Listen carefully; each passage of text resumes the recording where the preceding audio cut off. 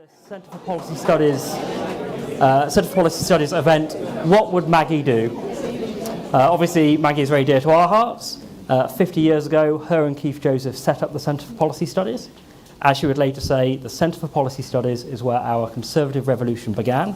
And if you want to learn more about that, I would enjoin you to buy a copy of this book on sale outside. Fantastic essay collection about the early days of the Centre for Policy Studies, the 1980s, and the future of conservatism, and includes 2 essays by panellists today, by Rachel and Alice. So if Margaret Thatcher was central to us and our existence, then she is also absolutely a titanic figure in the history of the Conservative Party. Thatcher and her allies revolutionised British political economy. They ended 30 years of decline and stagnation, and they made Britain free and strong and competent in the world again. Today, we face a very different set of challenges, and yet there are some parallels with the challenges faced in the 1970s. And we're going to explore what lessons we can draw from the Thatcher era and what can be applied to the problems of today. So discussing this on our panel today, we have, to my left, the Right Honourable Sir John Redwood, an MP for almost 40 years, a former Cabinet Minister, and head of the No. 10 Policy Unit in the crucial years of 1983 to 87, a major figure in the privatisation agenda, a CPS author for the best part of 40 years. Some of you might have seen this, Shaping the Debate, a list of some of our great publications of the past. He's in there and has been involved since almost day one. To John's left, we have Rachel Wolfe, the founder of Public First, possibly known to many people in this room for her role in setting up the New Schools Network, which was foundational to the coalition government's Free Schools programme. Then, next to Rachel, we have Daniel Hannan, Lord Hannan, who I'm sure you all read his Sunday Telegraph column, MEP for 21 years, one of the leading lights of Brexit, founder of Vote Leave. And then we have Alice Denby, opinion editor at City AM, former editor of CapEx at the Centre for Policy Studies. So the format today, each of the panellists is going to have 2 or 3 minutes to make some opening remarks. Then we'll have a discussion up here, and then with about 25 minutes to go, we'll turn to the audience for questions. So please start thinking of questions now. John, would you like to kick us off, please? I think I have some insight into what Margaret would think about today, because as her Chief Policy Advisor, I had a half-hour session every week, one-to-one, to go through with her the agenda that the civil service government was intending to throw up and the agenda that we should throw back, and how we needed to make sure that we were in control of the agenda and they were not. And more importantly, I had the benefit of many hours in the evenings, often running on till the early hours of the morning, with just 2 or 3 other people helping her write the great speeches of the time I was there. And in order to make that more useful time of this very valuable woman's time, we turned it into discussions of where we write philosophically, do we need to tweak the philosophy, where we write strategically, how is the policy going government department by government department, so that we had continuous take on where our boss was, and she had a continuous take on where we thought she ought to be and what she needed to speak about or talk about in order to make things come true, because she had great high-level dreams and we needed to turn those into tactical and strategic realities. A very small group of people in number 10 in those days, far better to keep it small, just have 2 or 3 trusted people that know the Prime Minister's mind. Today we have dozens of people in number 10 who claim to know the Prime Minister's mind, and they're such geniuses that quite often they're telling Whitehall what the Prime Minister thinks about something before the Prime Minister has a view of their own, because they haven't actually been in the room to find out. So you need that immediate contact. What would she think today? Well, she would be appalled by so many things, and she would not mince her words, certainly not in private. She'd be appalled by the level of state debt. She'd be appalled by the extent of the deficit. But she would understand that this is not pressure of demand for precious public services. She would understand this is monumental waste, incompetence, malevolence even. She would understand that the massive losses of the Bank of England, the massive losses of the Post Office, the massive losses of the largely nationalised railway system were the result of bad management and need to be turned round. She would understand that the 20 billion loss of productivity, which even the Treasury says has happened in the last 3 years, was something you can't put up with, and she'd be wanting to change senior management department by department, quango by quango, as you have to do in order to engage and get value for the taxpayer. And she would understand that the state is presuming to do too much. And the more it presumes to do, the less well it does any part of it. You need focus, you need clarity, you need management, you need vision. And the government today has none of these things. It doesn't matter who the politicians are at the top. It is dire. It is dreadful. It is unacceptable in a rich first world country that government performs so badly and expects so much from the public that it often depresses or suppresses in the way that we see. So yes, I think Margaret would be young, angry, energetic, fierce, wanting better, expecting better, and I'd be calming her down and saying, this is how we're going to do it.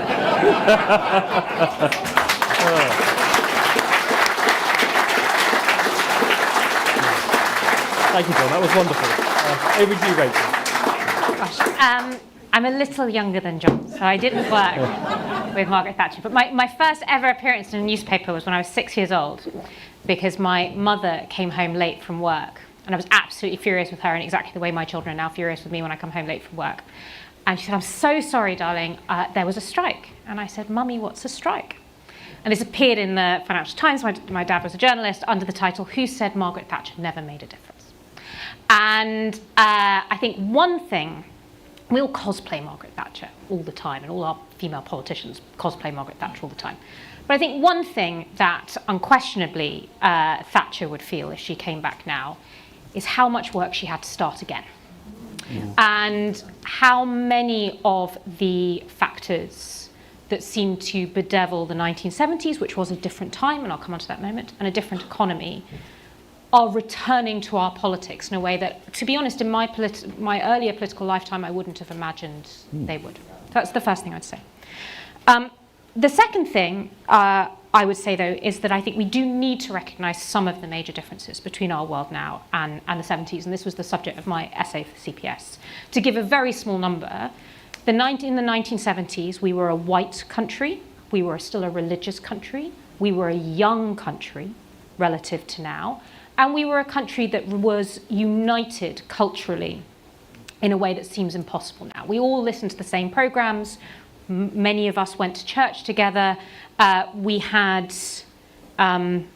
cultural similarities and points of similarity which do not exist in the same way today.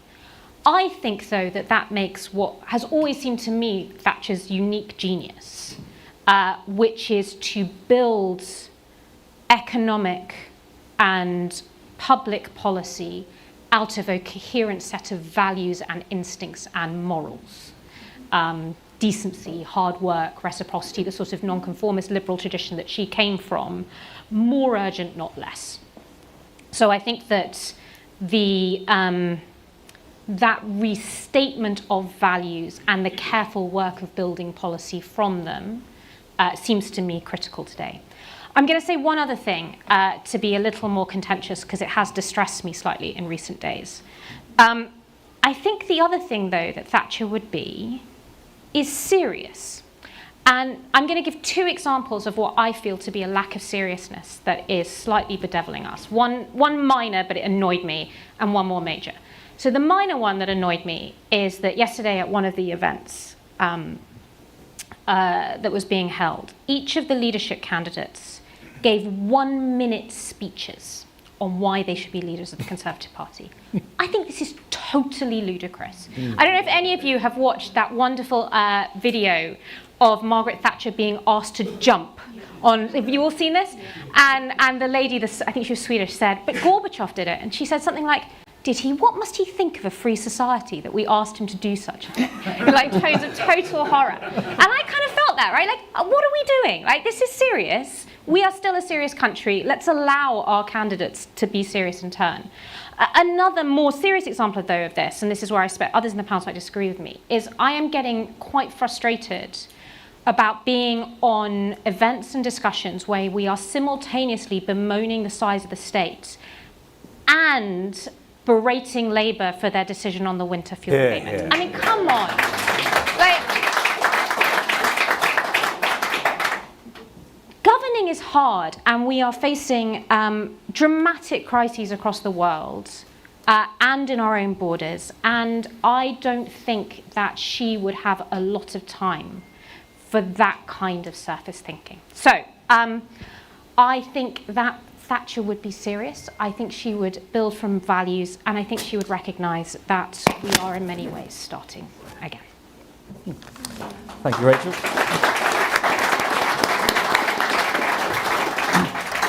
Daniel, over to you. It's impossible to grasp the magnitude of Margaret Thatcher's achievement without taking into account the calamity that had preceded it. I think we have repressed our collective memory of the 1970s. Even if we didn't live through it, we've repressed it, as it were, as a national memory. We've crammed it into the remotest part of our minds, like some childhood trauma. The 3-day week, the prices and incomes policies, the double-digit inflation, trade union barons being better known household names than cabinet ministers. You know, a conservative government laying down how much you should be allowed to pay people. I mean, really, you know. And suddenly, that sense of despair, just as it seemed over, was dispelled. We went from the famous Wall Street Journal headline, "So long Britain, it was nice knowing you," to this réveil national, as we old Brussels hands would put it, this national revival. And I think the one was the necessary prelude to the other. We went from being the slowest growing country in Europe in the 70s to the fastest growing in the 80s, other than Spain that was bouncing back from an even lower place, because people had understood with the total collapse in the 70s that we couldn't carry on any longer as we were. Now, one of the many other things I bemoan, apart from what Rachel just very wisely said about the cheap populism of opposing spending cuts, is pretending that the people always agree with whatever we're saying. Right? The reason that the country was overspending and overtaxing and overborrowing in the 70s is because people kept voting for it, and because we didn't have politicians with the courage to offer a different prescription. A number of instruments and institutions that had been brought in 1940 on a supposedly contingent wartime basis were still in place when it came to exchange controls and so on, right? Because nobody was prepared to tackle a statist and change-averse electorate. And it was only when we reached rock bottom, when the money ran out, that people understood that we couldn't carry on. Now, I'm sure you can all see where the parallel is going with this, right? A number of the same points of consensus that existed before 1979, but that we thought had been resolved in our favour, have crept back because they're intuitive, because they chime with the way people see things. So most people, if they haven't thought about economics, it seems perfectly reasonable that fixing prices so that they become cheaper will make things cheaper. Right? By the way, this was debunked a very long time ago. I think that first debunked not even by Ibn Khaldun, but by the Prophet himself. In the 7th century, during the exile in Medina, there was a famine, a food shortage, and the leaders of Medina came to the Prophet and said, "Prophet, you need to tell the market traders to cut their prices. Otherwise, they won't be able to afford food." Now, of course, he was a businessman. And his whole life until then had been as a trader. So he understood that if you artificially lower the price of something, you disincentivize people from bringing it to market. Because why would they if they can't make a profit? And you then end up with a much worse shortage than you had before, right? But it was counterintuitive then, and 1400 years later, it remains counterintuitive. People always struggle with it. Right? So we've got all this talk now of fixing rents and all the rest of it, just as we had then. And on one level, people are going to say, well, that's common sense. No, but it isn't. And we are going to learn very quickly the gods of the copybook headlines have not gone away. You cannot keep on pushing up tax for non-doms and other marginal people and expect them just to sit there and open their wallets. They will not sit around waiting to be taxed. And to the apparent astonishment of the Chancellor, it turns out that the Treasury is now saying you're going to be losing money. Something very similar is going to happen on our extraordinary decision to become the only country in the developed world not to treat education as a public good. So everywhere else, the attitude of government is, oh, you don't want us to pay for your kids' education? Great, thank you. How can we help you? Here, uniquely, we're going to be the first country that taxes it. But I suspect there, too, we've ignored the secondary or dynamic effects. So yes, the Treasury has factored in having to rehouse some kids in the state sector. It has not looked at whether the parents of those kids, now they no longer have to pay the school fees, might stop doing the overtime or the hours that they're currently doing, and what will be the loss of revenue, which the Adam Smith Institute, I think, calculated as between 1.8 and 2.6 billion, which would wipe out the whole of the savings, right? And so on and so on. You know, the idea that you can ban oil and gas drilling and then turn around and say with a straight face, as Ed Miliband did, I'm deeply disappointed that they're closing the refinery at Lossiemouth. You know, and by the way, not only in the oil, not only in the energy sector, once you become the kind of country that levies retrospective, targeted levies, you know, taxes on confiscatory taxes, you pay a premium on all future investment, exactly. Right? You become less like a Britain or a Switzerland and more like a DRC, right? And there's a price. So all of these lessons are going to be learnt again. Where does this come back? Well, look, in the 70s, in a very concertinaed version, we had a Tory government that kind of understood what needed to happen but didn't have the political courage to do it, replaced by a Labour government when the money finally ran out. And that, I think, is what we're going to go through again. And the question is, will we be in a position, as our party was in the late 70s, with organisations like the Centre for Policy Studies, to make the necessary steps when that window opens, when people understand how much needs to change? Thank you very much.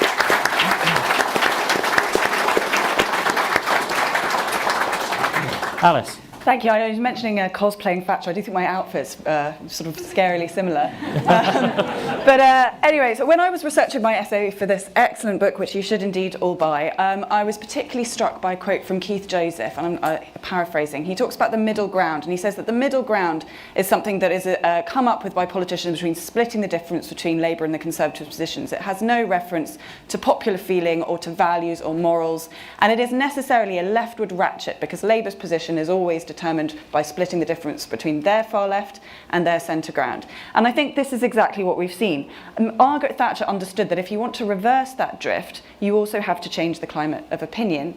That's why she set up the Centre for Policy Studies, that's why the Centre for Policy set up CapX, and that's why City AM, London's premier business free sheet, is consistently making the point for freedom and markets and for choice and competition. But I absolutely think that the failure to understand and to really try to articulate those values and reverse that drift is why we've ended up, after a period of 14 years of Conservative government, with a country that is no more Conservative than it used to be. Home ownership, still a distant dream for too many. Family life, far too hard, far harder than it needs to be. The rule of law completely degraded, eroded by things like by riots, by a crisis in policing, and by prisoner releases. And of course, ultimately, this has ended up with a Labour government that is driving away wealth, talent, and ambition with its unnecessary taxes.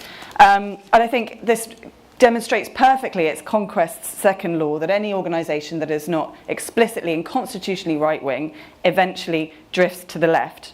So, in order to change this, in order to break down that mechanism, we need to get away from the idea that ideology is just something that Conservatives just don't do. And I think that that sense comes from a sort of Lord Salisburyan tradition in Conservatism, but I think also to Conservatives, we imagine that the things that we believe in are just common sense. But the left doesn't see it that way. The left talks about ideas. In fact, they have one big idea. They believe that the state knows better than the individual how they should live their lives.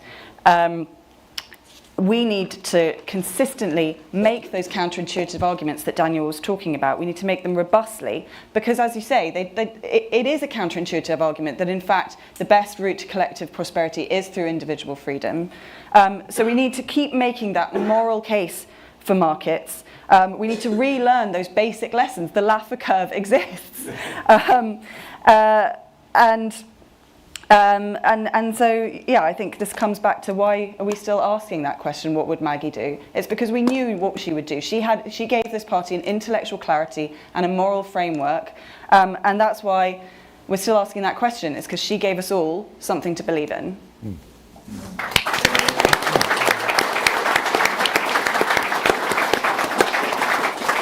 That was an incredibly sound and very interesting set of opening remarks. So I think there's lots of things to dig into there. One thing that strikes me is when Thatcher and her allies were sort of trying to undo the economic malaise and the stagnation of the 70s, there was one very clear knot that they could start pulling at to get to the other problems, and that was the trade unions. What I'd like to ask the panellists is there an equivalent today, or are we facing a much more nebulous problem behind our productivity puzzle, behind our stagnation?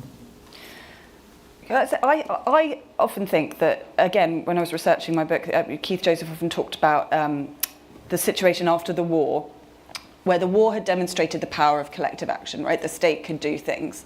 And that's where we ended up with the kind of Attlee settlement. I think we're in a similar situation now following the pandemic. I think it's given people this idea that the government is there to fix things, but also to remove risk from your life. And I think it's that fundamental attitude that we need to undo. I think the modern trade unions are the quangocracy, the massed ranks of the administrative state whose setting is way to the left of public opinion, obsessed with DEI and fundamentally anti-growth. And I think this explains a large part of why we lost the last election so badly. A lot of the, if you knocked on any doors, if you did any canvassing, you'll have come across, as I did, a lot of people who have said, who were ex-Tory voters, who said, you've given up on being conservatives. Why are you not controlling our borders? Why are you not cutting taxes? Why are you allowing all this wokery in state institutions or whatever? Right? And it is impossible to, if you haven't been up close and seen it for yourself, to explain just why that dynamic works. There is no minister, even if you assume that every Tory minister was an unprincipled shyster who didn't have any principled bones in their body, you've got to at least assume that they wanted to get re-elected, right? So they would not have gone into their department and said, right, I need you all to start putting your pronouns in your emails, right? This is absolute right. So why did it happen? What was the dynamic that was driving all of these things? Well, the way in which the incentives work now is that if you work directly or indirectly for the state, the minister is irrelevant. Your career depends on either your permanent secretary, if you're a civil servant, or on whatever the relevant quango, whichever ministry it answers to. And so the politician is a bit of window dressing with very, very limited power. And actually, we are seeing now what happens when you don't have ministers firefighting some of that stuff, just how much the trolley pulls to one side. Here is the problem, though, again. This did not happen as a conspiracy against the public. People are capable of a lot of doublethink on this subject. They dislike the outcome. They dislike having an inefficient and woke state.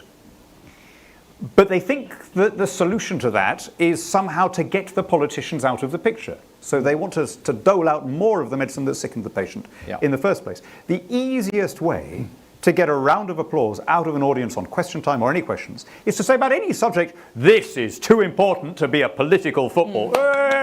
Let's get the politicians out of the picture. Let's let the experts get on. I have to tell you, look, we all love the idea of the expert. We all love the idea of the disinterested patriot who can see through the partisan scrum and descry the true national interest. But I have to tell you, ladies and gentlemen, that no such person exists. Right? Everybody has assumptions. Everybody has prejudices. The expert, by the way, more than anybody, if by expert we mean someone who's spent their entire career in one profession, they're the last people that you should put in charge of invigilating their own profession. Right? The role of the minister is precisely to make those people work for the rest of us. And yet, and we saw this big time in the pandemic, the public, however angry they are with the institutions and with the outcome of that quangocracy, such is our media and political culture, they can only ever blame the politicians for it. And I think you saw this most clearly with the failures of the NHS and Public Health England during the pandemic. The only way that people could maintain this doublethink of going out and cretinously applauding every Thursday night, while at the same time saying, why are we not getting PPE? Why are we not getting the testing regime? Did you notice what every commentator did? They all performed the same little neat semantic sidestep. When they wanted to criticize the NHS, what did they call it? They always referred to it as the government. Right? The government has failed to provide the PPE, the testing, the whatever, the face masks. As though, Boris and Matt Hancock were sitting there saying, how do we hurt the nurses? Out of some weird Tory sadism that is just always presumed, right? Now, until we get to a place where we are prepared to say, when something goes wrong, the answer is not to set up a commission and set up another independent inquiry. It is to take power back to answerable elected officials who need to account for themselves to the rest of the population. Then this problem is going to grow and grow. And the thing I want to hear from every one of the remaining leadership candidates is, how are you going to fix the institutions before we even think about the policy? Because otherwise we will not be able to implement any of them.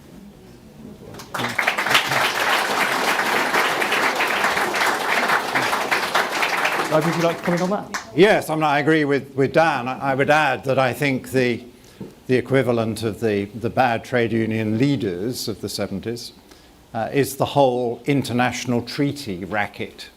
And the fact that you're not allowed to govern your own country anymore because your health policy has to be dictated by the World Health Organization, seeking more powers as we meet today over restricting our own domestic policy. It was the European Union, it still is largely the European Union because of the inadequacies of the Windsor Framework and the way that they have very cleverly tied us into a lot of European law by the back door through Northern Ireland. It is very clearly the climate change treaties, so the policy of mass deindustrialization and expensive energy, which is damaging our economy almost uniquely, is designed and embedded in international treaties, which then politicians and senior international lawyers tell us are immutable even if we wish to govern ourselves. And this makes it even more complicated to break through because it has this quasi-legal imposition, although it is really international politics we're talking about. Not a rule of law in the sense that, quite rightly, you mustn't beat somebody up, and that is a criminal offence. So I think there's a very strong parallel with how dramatic the change has to be today, with how dramatic the change had to be in the 1970s. I remember at the tender age of 21, I had a really good year for a change, and I got myself elected as Fellow of All Souls College, and then shortly afterwards I got myself elected as a county councillor in Oxfordshire, in a group that had a narrow 3-seat majority to govern the county in the Conservative interest. And one of my most senior and distinguished colleagues I found at All Souls was none other than Keith Joseph. And in the period 73 until they lost the election in February 74, there wasn't a lot I could say to Keith, and he wasn't in a mood to be helped because he was completely corporatist. They were completely sold on this idea that you controlled inflation by price and wage controls. As a very junior fellow, not from a rich background, I took a particular exception to the fact that my wages were frozen at a ridiculously low level in a very inflationary period, and I was told that even though legally we could get away with an increase, it would be morally wrong because of the great morality of the corporatists led by Keith. And so we didn't have a lot in common. But then after February 74, he'd sensed that I'd actually been putting direct views through Douglas Hurd, who was the political secretary at Number 10, who I knew through my county council task because we shared the same constituency. I'd been saying to them, don't go for an election, you're bound to lose it. And they couldn't see this. I mean, I don't know why these people have no political feel whatsoever. So anyway, they take the country down in a premature election that we needn't have had over an issue we're never going to win because they didn't understand the market power of the miners. As far as I was concerned, the miners had a lousy job. They weren't paid very much. The price of energy had just gone through the roof. Why wouldn't they share in that success? That is what markets do. And good luck to them, I felt. And why didn't I get a pay rise as well? Because I really couldn't survive on £1,200 a year. So I mean, that was the background. And then suddenly Keith had this dramatic transformation on the road to Westminster and suddenly wanted to become a Conservative. And so then there was this very strange relationship. There was this callow, opinionated young man trying to advise, whatever he was, somebody in his late 50s with all this distinguished service and career and senior cabinet member, on how you become a proper Conservative and why markets work and how price controls and wage controls don't work. And it was a very interesting process. And it soon became even madder, rather like my attempt to explain what I think would have happened with Margaret in the current circumstances, was that Keith then became incredibly brave, and he became the man who would go out there and take the hit for the rest of us to make this terribly crucial set of arguments that if you don't understand markets and you don't understand how free economies work, we will just go from bad to worse and we will bankrupt the country and do what the Heath and the Wilson governments had been doing or were doing. And I often said, you can't go that far, Keith. You know, but he didn't care. And I think he was right, because he then got the screaming headlines and got the attention of the public. And there was a real debate. And he was incredibly brave and totally selfless, because it was quite obvious you couldn't go on to be Prime Minister after saying the kind of things that Keith said. So he made Margaret possible. And I then realised what a genius the whole thing was, whether it was intentional or not. Because Keith was John the Baptist. He was making the argument. He was making the case. And then the lady herself suddenly looked, on economic matters, rather more moderate. And everybody was quite relieved that she wasn't going to go as far as Keith went, but he had made it all possible. You know, I remember two sort of cameo conversations with him. One was, I took my little daughter to the, when we got a bit older and got to that stage, to an All Souls event. And he looked at me and rather puzzled and said, how many books have you read to bring up your daughter, you see? So I said, none. And he looked absolutely horrified, because everything had to be thought through from the books. So he said, well, how do you do it? And I said, instinct, Keith. That's how I do my economics as well.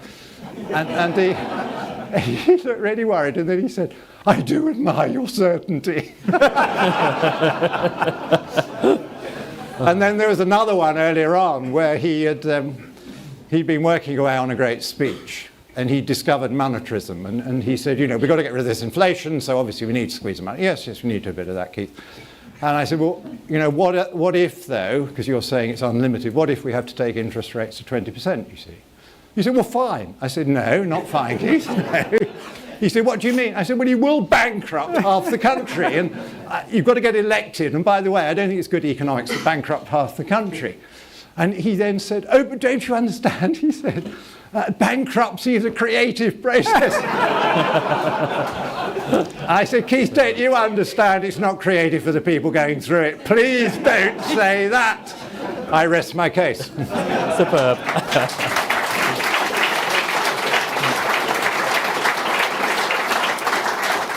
Strikes me quite a lot of the conversation so far has been about the state and the failings of the state, the modern state. I mean, Rachel, what's the sort of starting point for a modern Tory public sector reform agenda? Well, I think first we have to recognise how much we have abandoned any concept of public sector reform for most of the last decade. I was involved in the attempt to do school reform, which I think has been the most successful of the programmes of the last 14 years with Michael Gove, and I did free schools. In most of that has been abandoned, and in the other areas of the public sector, most notably the NHS, we have bequeathed a system that is substantially more bureaucratic and has substantially less choice and competition than under Tony Blair. So I think we have to recognise the extent to which we have destroyed this. I'm less certain than everyone else on the panel, so I'm not sure that I know exactly how we should reform it. I do think it probably involves going back to some of the principles that informed what we were doing in the first place. The NHS, for example, is exceptionally bureaucratic, exceptionally top-heavy. The size of NHS England relative to the rest of the NHS has expanded enormously. It is centrally managed to an inch of its life. We have removed the ability of hospitals to borrow. We have removed the ability of hospitals to make decisions. We've removed most of the ability of patients to choose. And we have very substantially limited the ability of people to train domestically and move into care. So I think you probably start with some of those basic principles. But maybe where I differ from some of the rest of the panel is I also think that one of the projects of the next 5 to 10 years is to figure that out. I don't think we've tried to figure it out for a while. Very good. Yeah, I think just picking up on that, I think one thing Margaret Thatcher would do is, in opposition, she would come up with a plan. and she would be ready when she got back into government, and she would be talking to think tanks like this. She would be coming up with a real policy agenda so she could get started on day one in knowing how to unpick what she wants to unpick, where it begins, and how to do it. Yeah, in marked contrast to this government, who have come in, I think, genuinely having talked themselves into believing that the only problem with this country was that bad people were in charge, and that if you replace the bad people with the good people, it would all automatically be easy, and are now floundering around because they didn't have a plan. But I think what, as well as being brilliant stories, there was a really important moral in what John Redwood said in the conversion of Keith Joseph, right? It is precisely the counterintuitive ideas that you are capable of changing people's minds with. Right? It's when you show people that their intuitions have led them astray, that these are maladaptations. Right? So the classic example of this, maybe the clearest in economics, is the idea of comparative advantage and free trade. I don't believe there's a single person who intuits it. I don't believe there's a single person, when they're first presented with the idea that another country can completely outperform you at everything, but it still makes you richer to trade with it, doesn't look for the flaw in the theory. And it's quite a surprise when you read through it a couple of times and you see that it must mathematically and logically be true, right? And but once you've seen it, you can't unsee it. And so let's have more of the callow young men convincing people. And those callow young men, and callow young women these days, because I think it was a rather more unisex game in the early 70s than it is now, should not come from one of the political parties. I think people misunderstand the role of a political party. And you'll have all had this as I've had, when people say, why don't you Conservatives make the case for lower spending? They assume too much of a party. It is not in the gift of any party simultaneously to create the demand for something and to position itself as the beneficiary of that demand.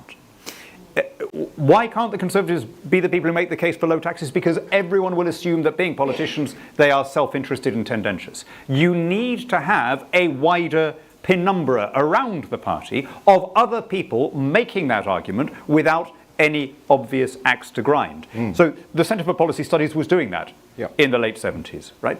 Obviously, it's a different world now. It's a different structure, but we still need a number of groups and associations that are not linked to the party, but that are able to do this. And I don't know if anyone was here on Sunday, but I'm working with the current party chairman on suggesting how we can do that.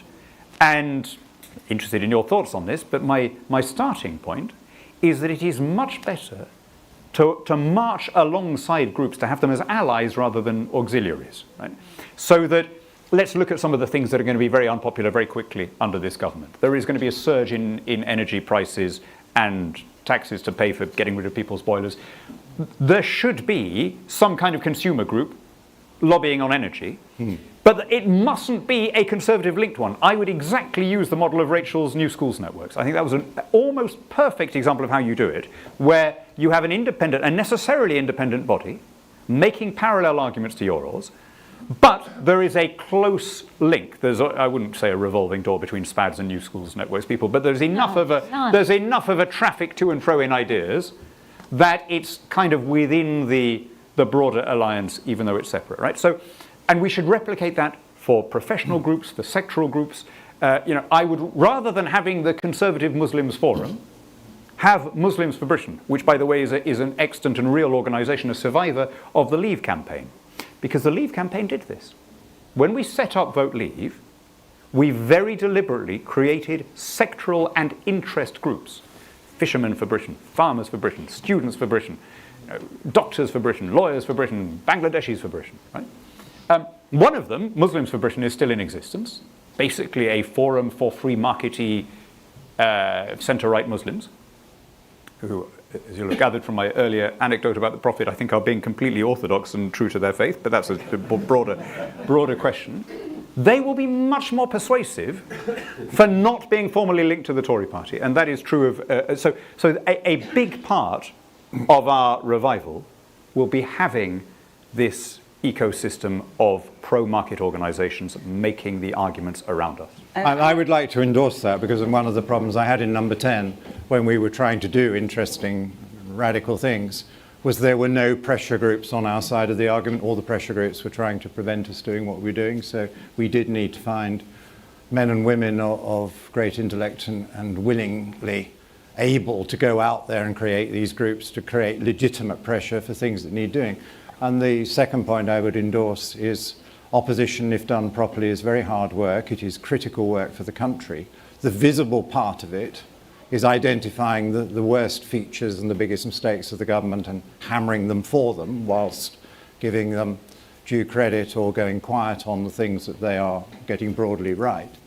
But you also need to prepare for government, and it is embarrassing how this government hasn't prepared for government. I thought they'd be good at spinning. They're not even good at spinning. Who on earth was paid a fortune to be told the great slogan is things can only get worse? I mean, that really did take an act of distinguished brilliance to be so bad at something and to lower confidence in an economy which you wish to grow faster. But what Margaret and Keith very wisely did from quite early on when they took over was they said to the shadow cabinet and the rest of us helping them that we are going to energetically create what the government would do on day one, because we were very conscious that this was a government in due course without a proper majority, clinging on with dreadful Liberal Democrats, sometimes helping them and making a complete mess of the finances and leading us to national bankruptcy and ruin. So there was an urgency about it. I think there's a similar urgency about today, although it's not quite as dramatic as that. And so I, for example, was made one of 2 advisors to the crucial Shadow Cabinet Committee chaired by Keith, but very much supervised by Margaret on total public spending. And we did detailed, accurate budgets every year in a budgetary cycle so that ministers would be told on day one, this is what your budget's going to be. It's obviously going to be different to the Labour budget. And Margaret put out and Keith put out general speeches saying your overspending is going to have to be some changes. But we didn't want all the detail out there because they'd have unpicked it and run all sorts of campaigns against us, and it never leaked. And Margaret made sure all the papers were collected at the end of every meeting and duly destroyed. But it was brilliant, detailed work that the Shadow Cabinet ordered and approved so that we could at any point have taken up the government of the country and on day one made a proper statement about the underlying problem, which was we were living well beyond our means. Can I add one thing? I know you're going to want to... Yeah, we'll go Q&A quickly, but... So I agree with what Dan said about this hinterland. There's one thing that I feel is really missing, and I don't know what the answer to this is, which is the CPS was in itself building off ideas that emerged from academia. It was Hayek, Friedman. And a lot of the work and the intellectual underpinning that informs political parties is fundamentally non-political. And I don't know who they are now, and I don't know where we're getting them from. I don't know where the deep intellectual hinterland that is going to inform the next generation of policies is.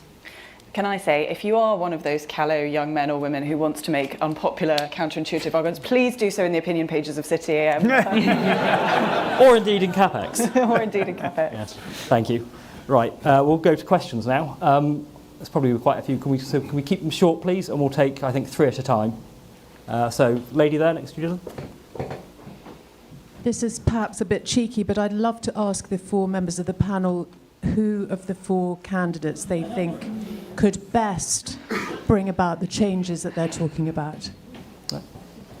And behind you. I think the defining issue of this century is that we have a shrinking labour force and an ageing population, and this leads to things that Conservatives hate, higher immigration and higher taxes. What would Margaret's answer be to that problem? Because I'm not hearing enough of the leadership candidates talking about it as well. It comes into what you were saying, Rachel, about us getting angry about axing the winter fuel allowance. Well, it's going to get a lot worse than that. Yep. Okay, so how do we actually solve that problem? Yep. And the gentleman to your side there. Hi, Jeremy Maddox from Chelsea and Fulham. The thing about Margaret Thatcher is that we always knew what she was thinking before she said it. We felt we did anyway. I mean, maybe that's because of your good advice, Sir John, but somehow we seemed to feel that we knew what she was thinking, and it seemed to be, going back to what Rachel was saying, there was a coherent intellectual philosophy, something behind it, which gave people and us a confidence that we knew what she was going to do in any situation. Sure, there might be compromises and there might be other things that would happen, but essentially we understood. The only thing I feel I can be certain of in the last 20 years of what the recent governments would do is that if The Guardian and the BBC mounted a campaign to give money for one cause or another, that after a few weeks they would actually give in. What is it that we can have as a policy, the underlying intellectual philosophy that you were talking about, Rachel, that can guide us for the next government, parliament in 5 years' time? Thanks. So we have clarity of vision, ageing population, leadership contenders. Can I illustrate the clarity of vision with one Thatcher anecdote? It's the last conversation I had with her towards the end of her life. And she was at a lunch for leader writers of the Daily Telegraph. And I always think the worst thing when you're talking to a famous person is to ask them something that they've already been asked in public, or, what was your greatest regret, kind of blah, blah. So I said, is there anything good on telly at the moment, Margaret? And she stared at me. She'd never quite remembered my name. But I'd once managed to thump her on the elbow while making an expansive point at a book launch. And so she always slightly flinched whenever she saw me, without knowing how.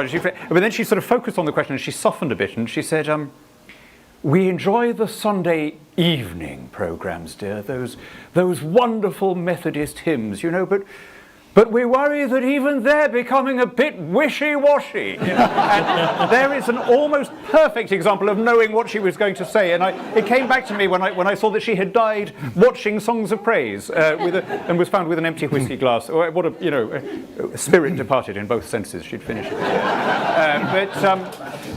But I wanted to answer the pension point, which I think is critical. I couldn't have agreed more with Rachel. It was very disappointing that all 6 candidates jumped on the easy populist high spending attack. And I think it is not credible because we all know that an incoming Tory government is not going to have the money to restore that. But also, it is not right for a Conservative Party to approach this question by treating benefits as a universal entitlement rather than as a safety net for those who really need them. It's a fundamental principle. Now, let me give you what I think is going to be the much bigger example of this. We all know, very good whisper there from Mr. Dyer in the front. It is impossible for the government to match its decarbonisation target, the decarbonising grid by 2030. We all know that, right? So, and in this one regard, I think Labour can justly complain that we have deferred the most difficult decisions in the sense that we did the relatively easier stuff on decarbonisation, and it's now got to the point of taking people's boilers and so on. Now, what is our reaction going to be? I have a nasty feeling that we will remain wedded to the policy while attacking every possible way of getting there, right? Which is exactly the irresponsible way that Labour behaved in opposition, and it doesn't actually build any credibility. What would Margaret do? I suspect that she would say, this is an unrealistic target.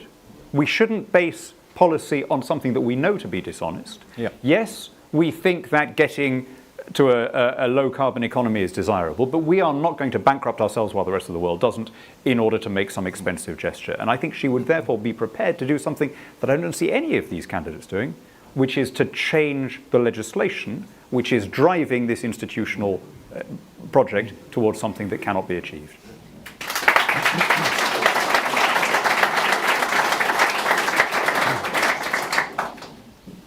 Anyone else like to comment on ideological clarity, population? Yes, I agree with Dan that Margaret would be brave enough to make a speech saying that these targets are unrealistic and damaging, and that is surely our first duty as an opposition. I do not agree with the 2 panellists who think we should support taking away the winter fuel from the pensioners. I, in my opening remarks, identified about 60 billion of waste and needless expenditure that doesn't harm a single pensioner. And until we've got rid of that, we shouldn't be tackling the pensioner. But also on your own arguments, on your own arguments, the state tells us that there are over 1 million pensioners who are probably entitled to pensioner credit. Yeah. And we're told that we're now going to spend a lot of money on promoting pensioner credit to those.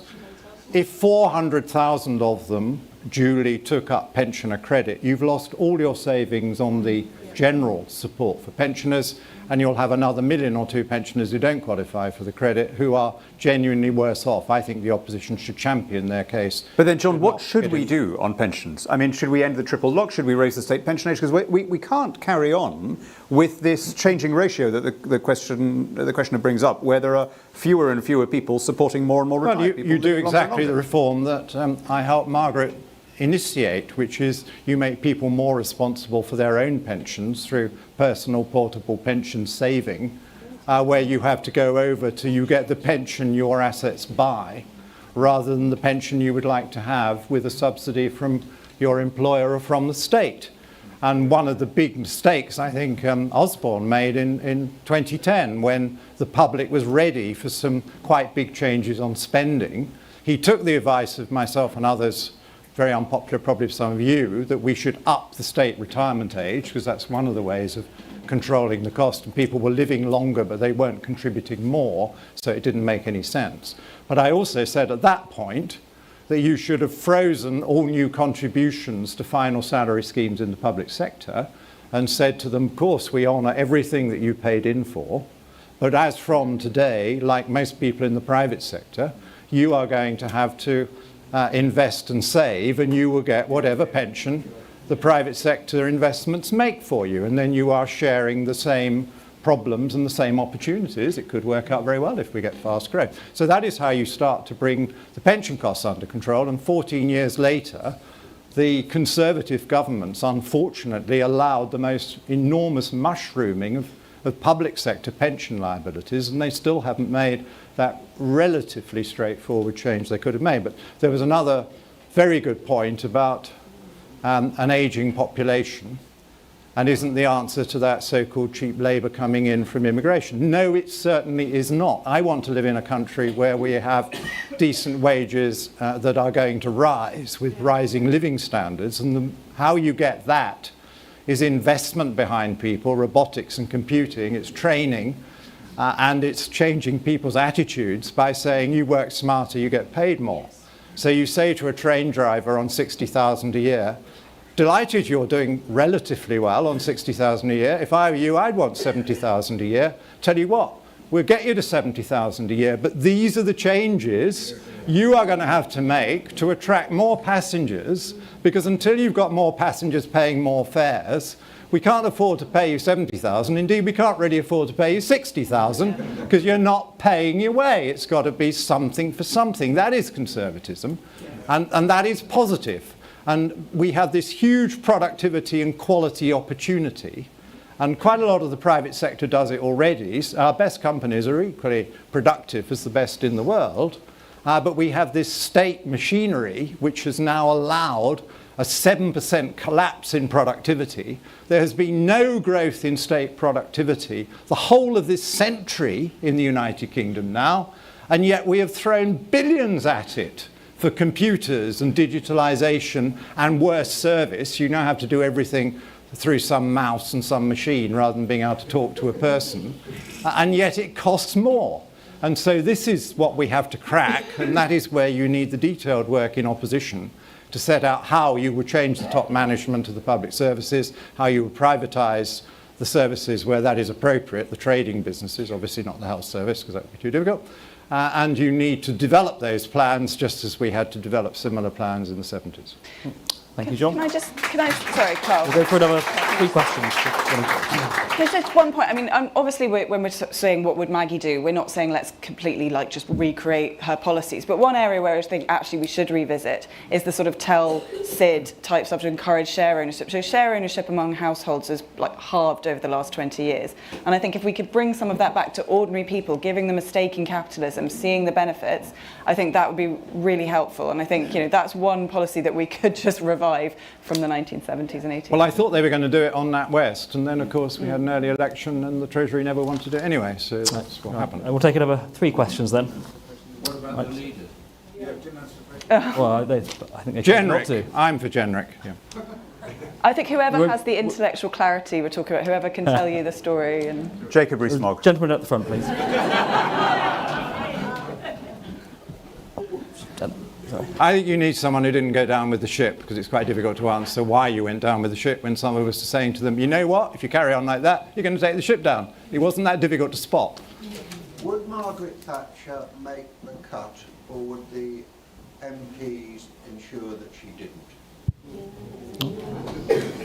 Well, Margaret faced some difficult MPs just as more modern leaders have faced that, and she dealt with them on the whole extremely well. She spent a lot of time in the tea room when necessary. She had one-to-ones with them when necessary. Occasionally, even Margaret had to flex if the MPs were particularly difficult, and she occasionally lost a policy, but because there was a sense of direction, a sense of purpose, a sense of winning, she tended to win, and it does help to start with a majority of a very large number of votes, which she always secured because she was extremely good at keeping contact with the public and the Conservatives in the public, whereas we got very casual about Conservatives in the public to the point where we decided losing half of them was a price worth paying for an early election. Sorry, I'm talking about now, with our current MPs, in our current situation, would she make the cut? Let's take two more questions first. She would make appropriate cuts, yes, and she would persuade people. Would she be put into the final list? list? Into the two who get Oh, I see. Oh, I shouldn't think so. No. Right. Question over here, please. Just a quick one. What would Maggie do about the Bank of England? Because clearly it was set up very differently in her day. Okay. Bank of It's England. clearly not working. Grand. And gentleman over there. I think I'm right in saying that I'm in a room full of people who are pro-cutting taxes, pro-cutting taxes, so pro-free trade and various other things. I wonder what the panel thinks about what we do about the existential threat of China, really, and their extremely protectionist trade policies, and specifically an example which is that these electric cars that are being made at a discount price that are going to flood the market, essentially. That's the plan. I know in Europe they're going to introduce a tariff. What are you guys think about that? What we should do about So that? the question is China and trade. Yeah, essentially, yeah. Okay. So Bank of England, China and trade. Well, on the Bank of England, I think Margaret Thatcher, on sensible advice, would understand that the Bank of England's so-called independence only ever applied to the right to set the base rate and never applied to the flexing of its balance sheet, the printing of money and the buying of bonds.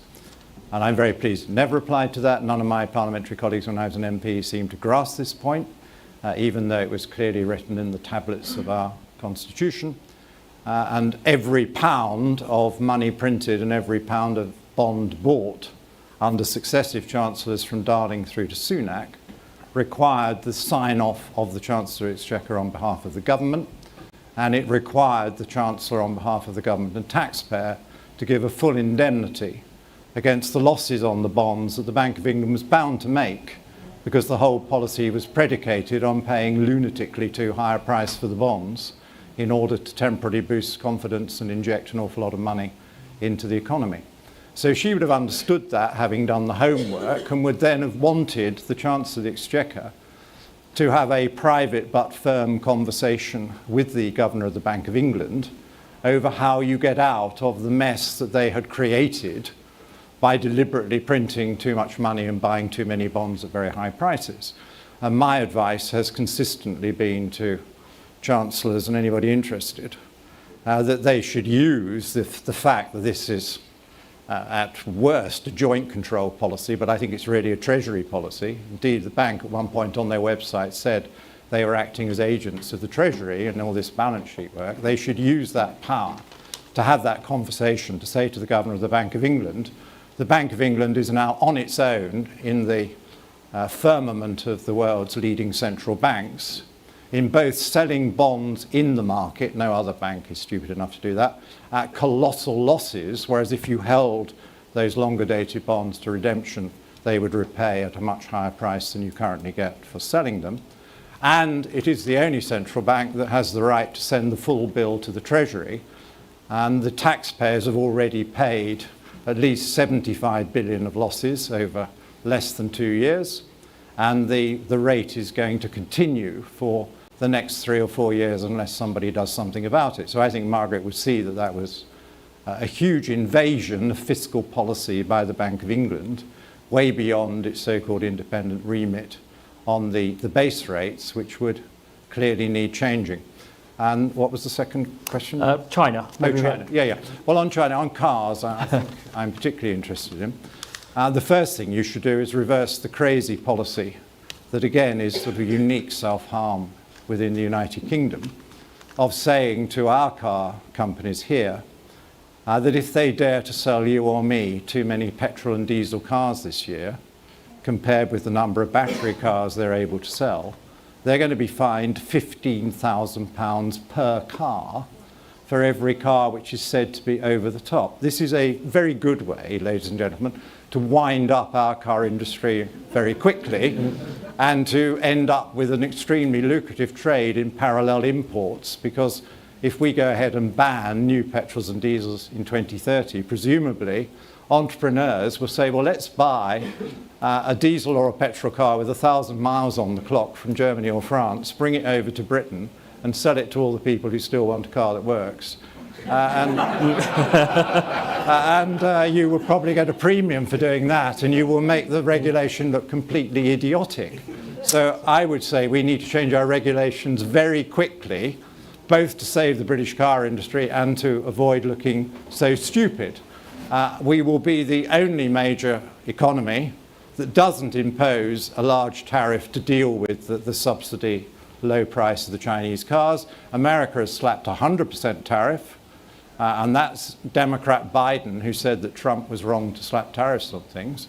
And the EU has slapped a tariff of up to 46% on it. And the only reason they didn't go for 100% was that Volkswagen makes so many cars in China that they were lobbying like mad not to be picked on too much, because they were very worried the Chinese would retaliate. Sorry, John, we're going to have to wrap up very soon. So anyone else? Can I come in on China? Because I disagree with John about this. So first of all, the threat of China, I think, is civilizational and categoric. So the changes in China since 2012 were vertiginous and were largely missed in the West. For the previous 30, 40 years, there had been a gradual liberalization there. There were more property rights, there were more elected officials at local level, there was the beginning of a burgeoning blogosphere, independent journalists. Xi Jinping took over and all that ended. The bloggers were all rounded up. One of the most prominent was brought out in a kind of Stalinist, self-recriminating show trial. Then the lawyers who defended the bloggers were all arrested. And then the lawyers who defended the lawyers were all arrested, and then everyone got the message. And then the Supreme Court said, if you share an unhelpful rumor online, and it is viewed more than 500 times, or shared more than 50 times, you get 3 years in a Labour camp. So that was it. The hammer blow fell. I think we were really slow to see the extent to which a panopticon surveillance state was constructed and managed by notionally private companies like Weibo, Tencent, Alibaba, and so on that maintain these spy networks. And why I say it's a civilizational threat, there are plenty of countries out there whose governments have a quarrel with us, right? Syria or somewhere, right? But they are not offering a credible alternative civilizational model. The terrifying thing about this Chinese model is that you can export it. You could say to Maduro in Venezuela, if you don't want to worry about elections, here, we'll sell you this, right? So so I say this just for the avoidance of doubt. I'm much more hawkish about China than most people.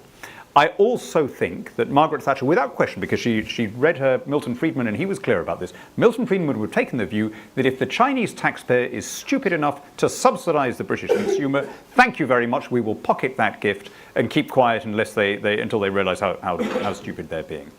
The fundamental mistake that, I think is intuitive but wrong, it's a classic maladaptation, is people think that the benefit of trade is in exports. And there is some marginal benefit in exports, but it is dwarfed next to the benefit of cheaper imports. What really drives an economy, what really makes us richer, is the price of stuff falling, which means that working the same hours we are better off because stuff is cheaper, which means that we have lots more disposable income that we can then spend on loads of new things, and that's what drives growth. So if, let's take the protectionist argument that, it's unfair to have these Chinese cars and it's damaging some car exporter here. All right, maybe there's a car exporter in Birmingham that would have been marginally benefited. And yeah, there may be some very marginal benefit to the people in this room from those people, having a little bit more money to spend. But it is nothing like the benefit that you would have from a cheaper car and having all that extra money to spend yourself.